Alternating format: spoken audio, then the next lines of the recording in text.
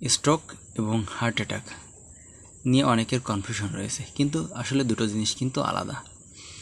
তো হার্ট অ্যাটাকটা কি আমাদের হৃৎপিণ্ডের ব্যাপার, আর স্ট্রোকটা হচ্ছে আমাদের মস্তিষ্কের ব্যাপার। তো হার্ট অ্যাটাকটা কি?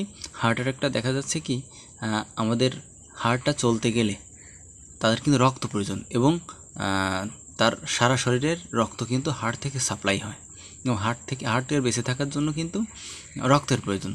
এবং এই রক্ত যদি কোনো কারণে ঘাটতি হয়ে যায়, সেখানে যদি ঘাটতি হয়ে যায় বা সেখানে রক্তের ঘাটতি হয়, তাহলে কিন্তু সে তখন হার্ট অ্যাটাক হবে। তো এই হার্ট অ্যাটাককে আমরা মায়োকার্ডিয়াল ইনফেকশন বা অ্যাকুইট করোনারি সিনড্রোম বলে। তো যেমন হার্ট অ্যাটাক হচ্ছে শুধুমাত্র রক্তের ঘাটতির কারণে, ঠিক তেমনিও স্ট্রোকটাও কিন্তু রক্তের ঘাটতির কারণে হচ্ছে। তো স্ট্রোকটা কী করে হচ্ছে? দেখা যাচ্ছে কি আমাদের মস্তিষ্কেও কিন্তু রক্ত প্রয়োজন, এবং যে নালী বা যে পাইপটায় রক্ত পৌঁছাতো, হয়তো সে নালীতে বা সে শিরাতে হয়তো কোনো ময়লা পড়েছে বা কোনো বাধা প্রদান পাচ্ছে বা ফেটে গেছে, যার কারণে রক্ত পৌঁছাতে পারছে না। তাহলে কী হবে? রক্ত পৌঁছাতে না পারলে বা মস্তিষ্কের খাদ্য যেটা দেখা যাচ্ছে কি রক্ত, সে রক্ত না পেলে কিন্তু তখন স্ট্রোক হয়ে যাচ্ছে। তো এই স্ট্রোক হওয়ার ফলে আমাদের ব্রেন কিন্তু ড্যামেজ হয়ে যাচ্ছে।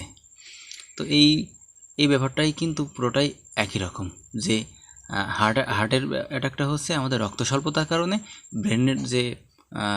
ব্রেন স্ট্রোক যেটা হচ্ছে বা স্ট্রোক যেটা হচ্ছে সেটাও কিন্তু রক্ত স্বল্পতার কারণে। দুটো ব্যাপারই কিন্তু একই রকম। তো ব্যাপার দেখা যাচ্ছে কি এই জন্য আপনারা আপনাদের হার্টটাকে এবং মস্তিষ্কটাকে অবশ্যই ভালোবাসুন এবং সুস্থ থাকুন। তো এমন তথ্য পেতে ডক্টর সত্যজিৎ পেজটিকে ফলো দিয়ে পাশে থাকবেন এবং ইউটিউবে সাবস্ক্রাইব করে দেবেন। ধন্যবাদ।